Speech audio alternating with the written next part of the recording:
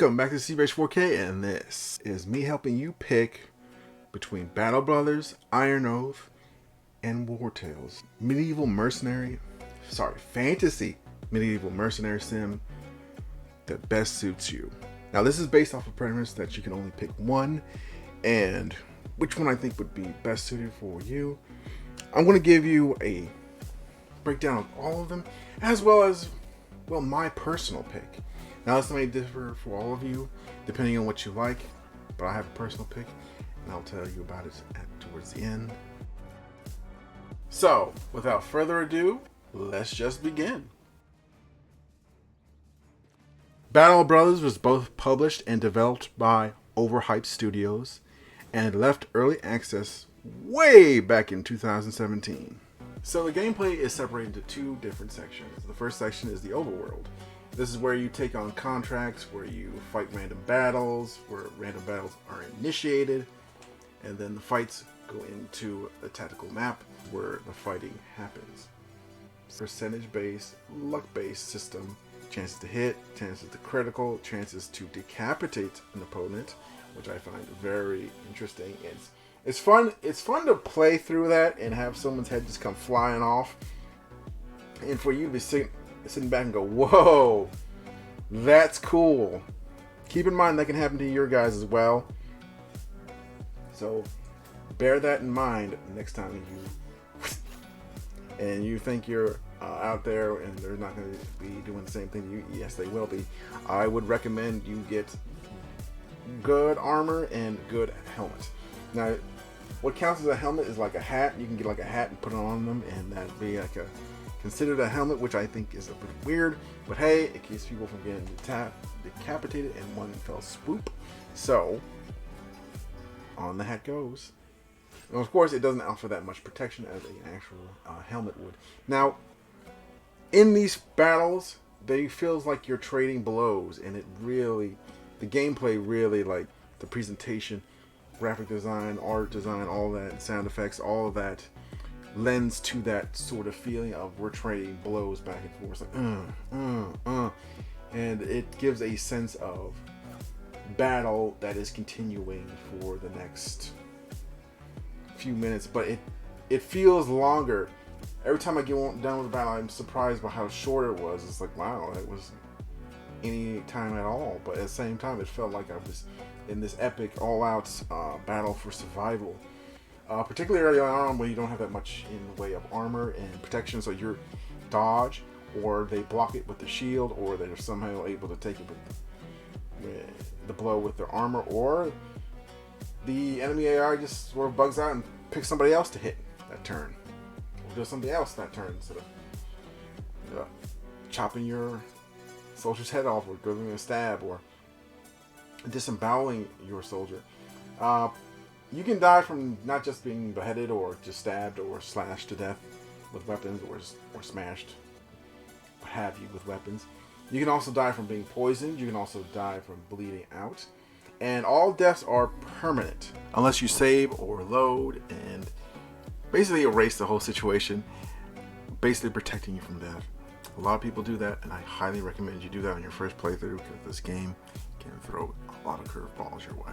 You could have avoided them if you had better strategy, better tactics in the situation, but ultimately, a lot of the deaths come down a little bit to luck.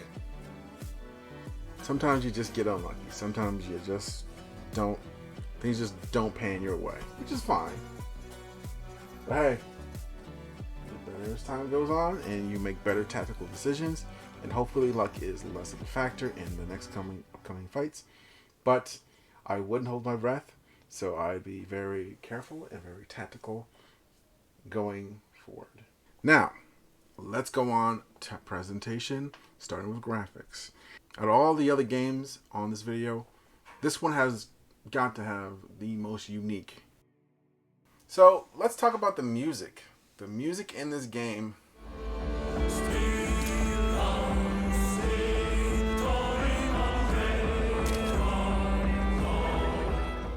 excellent. It adds to the atmosphere, it adds to the immersion. The sound effects also are good. There is no voice acting, And it's a shame because there's like a wall of text every time you read anything. Now, granted, if you like to read, then I would recommend this game for you because it's got a lot of text for you to read. Let's talk about the replayability. The replayability of this game is astronomical. I can't really quantify how replayable it is. It has lots of procedural generated systems within it. It procedurally generates all your soldiers. That includes the starting ones. And well, there is a set rule for them. Like there's only certain things you can get depending on the origin that you pick at the beginning. Now, when you pick an origin, which there are many, it depends on how much DLC you have. Positives and negatives that come with the origins, like the Oath Taker origins, they take oaths that give them a boost to their renown once it's completed. Where you take a positive and a negative, like for instance, you get a bonus against greenskins, but you lose that bonus when you're fighting anything, say, well, virtually anything human or anything bestial.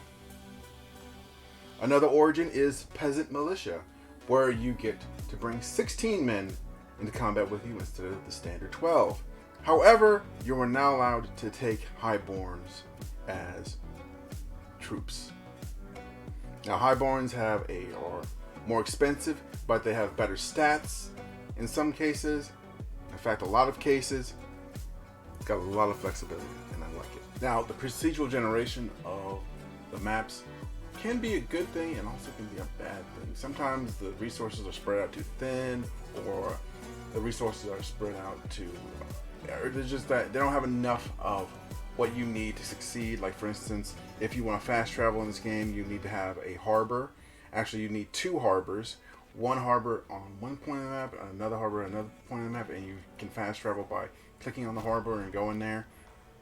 However, if there's only one harbor or there are no harbor cities, well then you're going to be walking for the entirety of the game. Now that's probably not that bad, but point A to B rather quickly, and if you don't have a harbor city, I'm guessing you're spending resources and time just to get there. Finally, my recommendation. I would recommend this to people who are looking for tons of replayability in their game, who are looking for a lot of sort of procedurally generated situations which they can engage with. Like the battles are, I wouldn't say randomized, but they're based off of luck a lot of times, and they're based off of good tactical decisions. It's a very, very deep game. I would recommend it for people who are just looking for I wouldn't say a basic mercenary sim game, but what I would call a grounded and much more realistic mercenary sim game. The others, they have a lot of spark and a lot of over-the-top gameplay aspects, and I think that's fun for some people, but I feel like most people would like Battle Brothers just because it's very, very down to earth and not so far out there that they're seeing Martians. You know what I mean? Like it's very grounded, and I think a lot of people would appreciate that. I would say it's more for general audiences in the long run.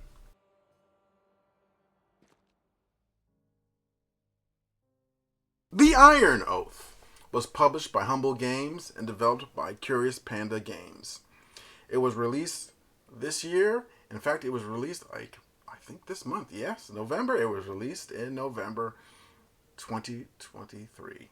So this is basically the newest game out. Now, it was in early access before that, and I bought it during early access. I had a good time with it. I decided to put it on the shelf and come back to it and see when it came out fully.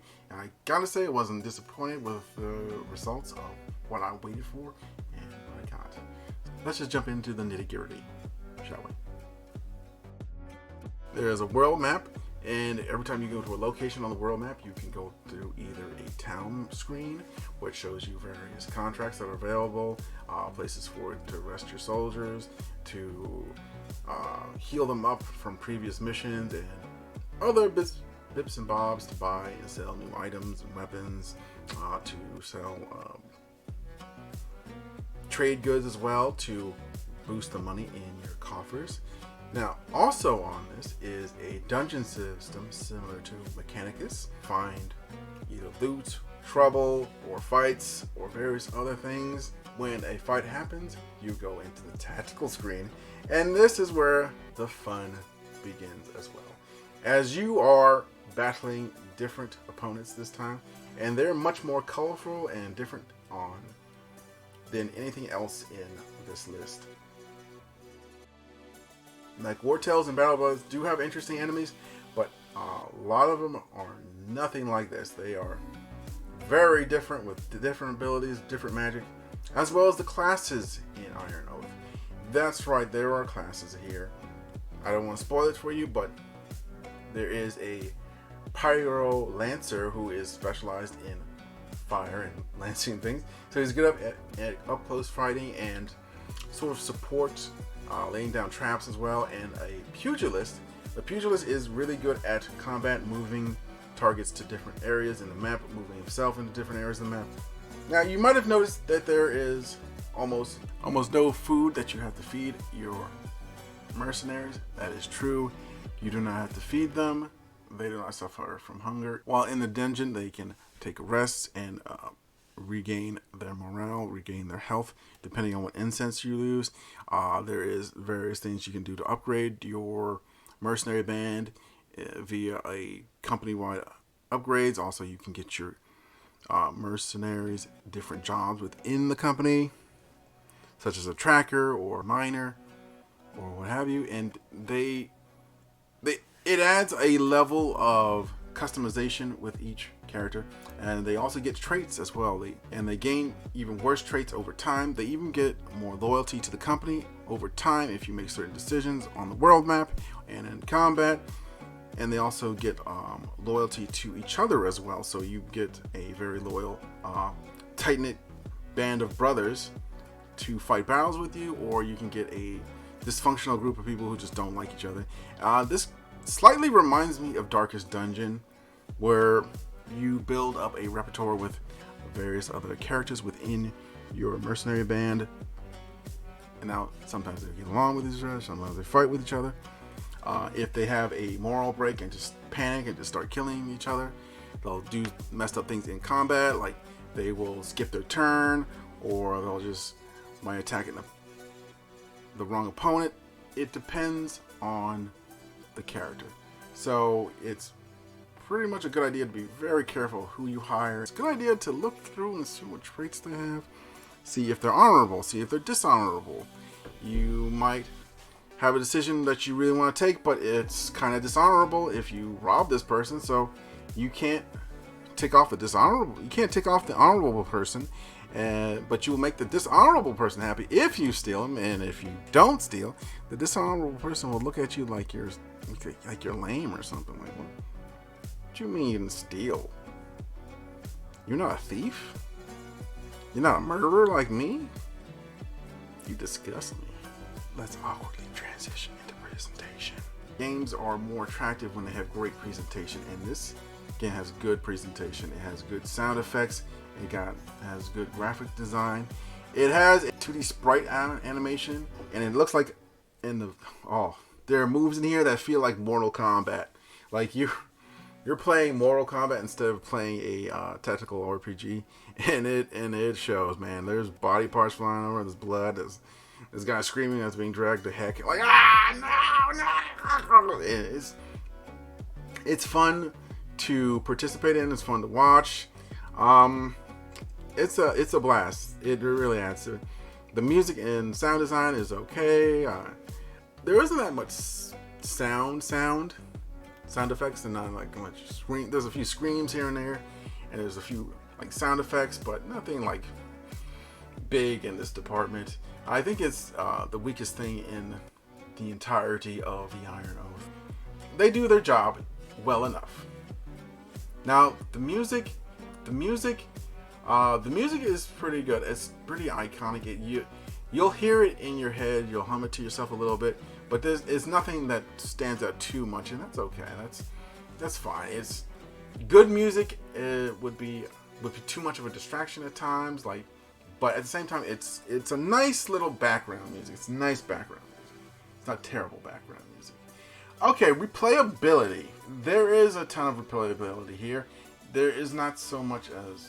It's not filled to the brim with procedural generation, but it still has enough in it that I think that you would probably still enjoy a third or fourth playthrough of it. It still would be kind of fresh to you. Different things would come up. Different things would happen to you. But ultimately, I feel like your enjoyment and playability would start to go down after a while. It wouldn't be a constant. But that's okay. Most games don't. I feel like you don't even want to replay them past the first time you play them. After you play them the first time, like, yeah, I'm done. And you just don't ever come back to it. But here, I feel like you can play it a few times before you start to really get bored with it. I would give it a shot if you're into D&D, because it does have D&D moments. I would give it a shot if you're into Mechanicus dungeon design. It's a solid pick for people who like to tell their own story through gameplay instead of having the game tell them a story. I mean, the game does tell you a story, but it's not like the focal point. And it can be changed depending on the choices you make within gameplay. And it does have its own procedural generation with towns, and the history of your company is remembered. So like the deaths, the people who betrayed you, and various other things get written down. Betrayals of towns, that gets written down in the history of a town, and they'll remember you. They don't think they won't, man. They'll know your name, they'll know how you dress, they'll know your personality. They see in your face. They see in your face, and they'll put like a wanted poster up on you. They won't like you. I'm messing around, of course, with that last bit, but you get the overall idea.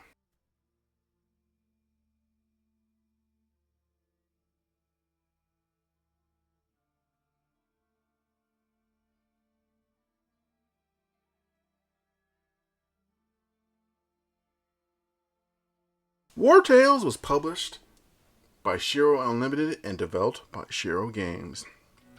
Released earlier this year, it has quickly become people's favorite mercenary sims out there. The gameplay in Wartales is broken up into two different parts: the world map and the tactical battles. Now, on the world map, you can choose at the very beginning of the game whether enemies are region locked or if they're free roaming. Basically, if your level determines the enemy's difficulty, or if higher level enemies are just in different areas of the map.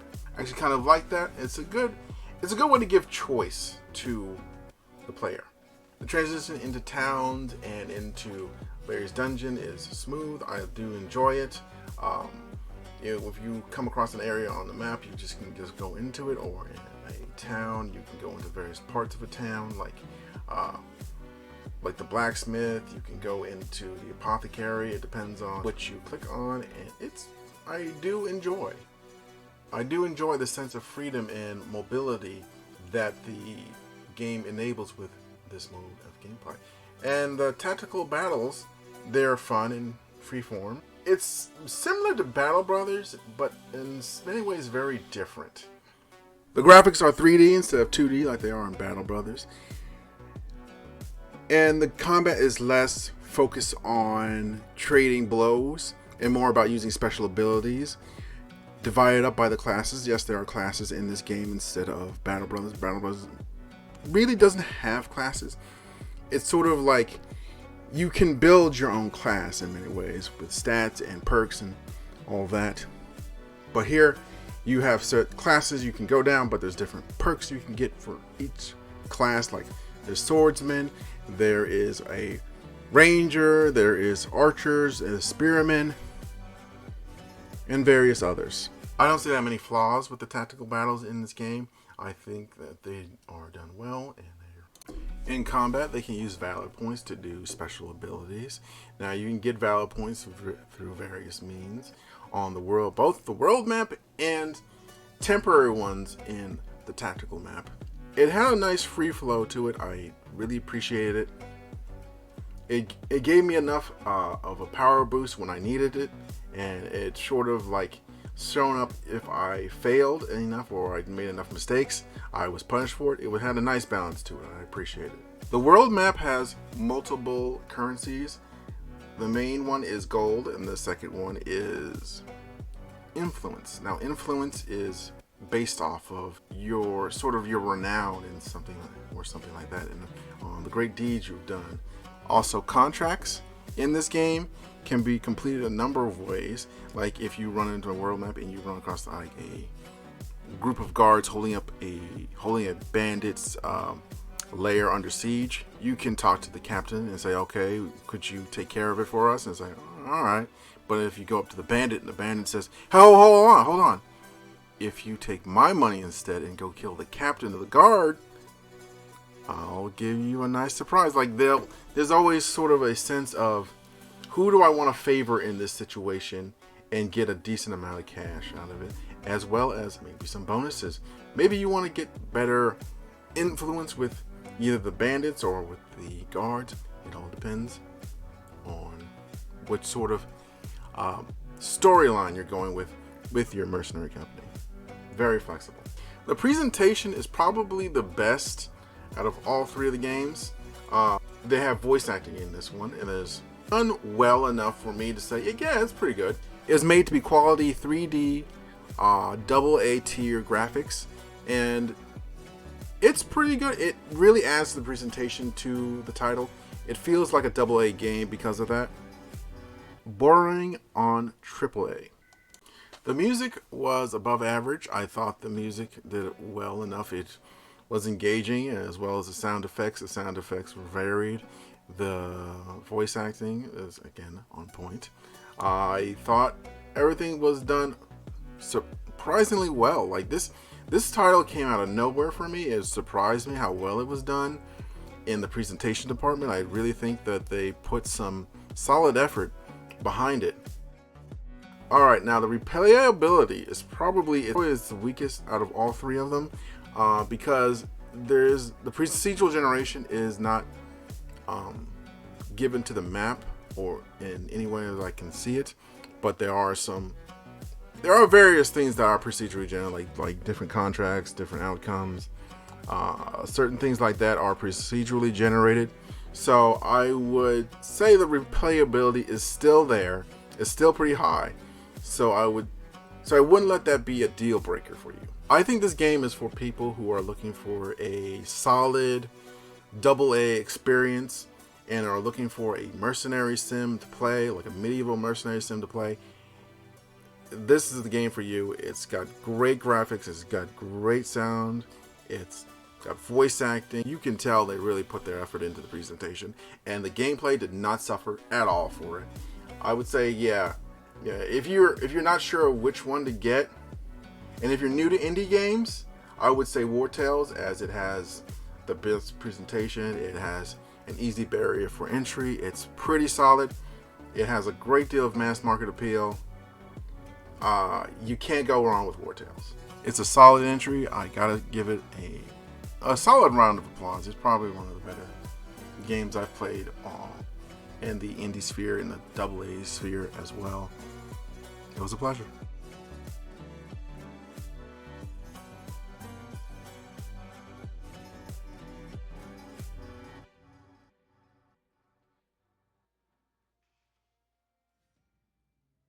Here comes the hard part for me. I gotta pick which one I would go with if I only could pick one, and why.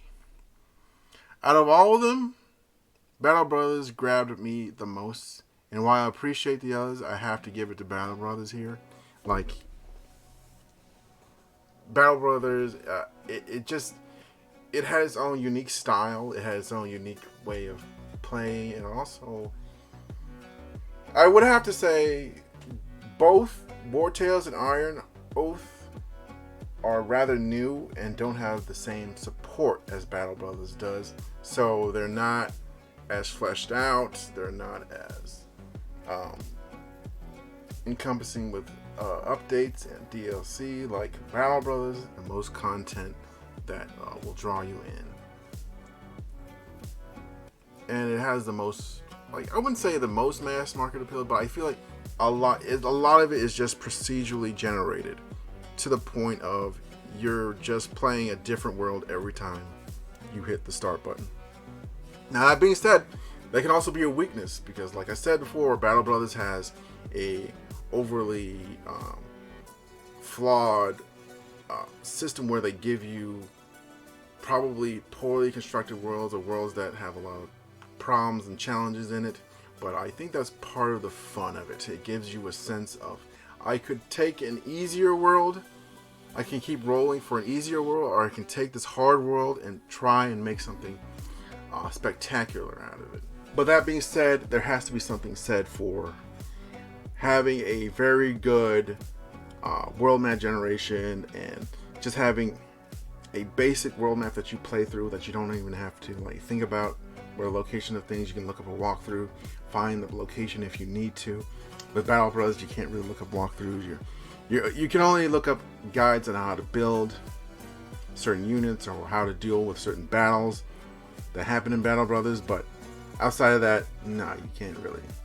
You really can't just have a easy playthrough for it. You have to figure out the different locations on the map, the different enemies, the different ins and outs of the game, which can be fun to explore.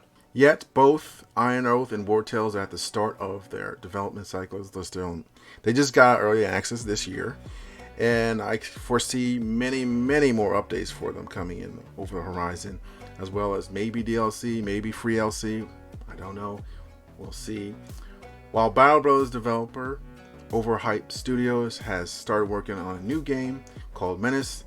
If you want more info on Menace, then click on the end screen thumbnail right here.